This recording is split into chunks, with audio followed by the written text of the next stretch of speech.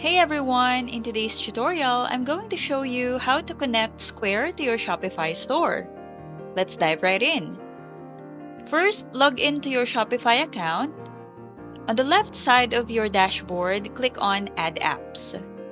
Then click Shopify App Store. You will see various apps that you can add to your Shopify store here. In the search bar, just type Square. And then look for the app called Square Integration DPL.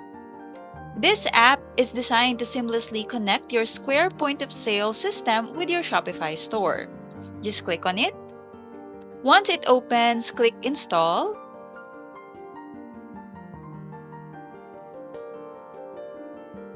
And then install again to confirm. After the installation, you will see an option to get a plan. Don't worry because you can start with a 7-day free trial.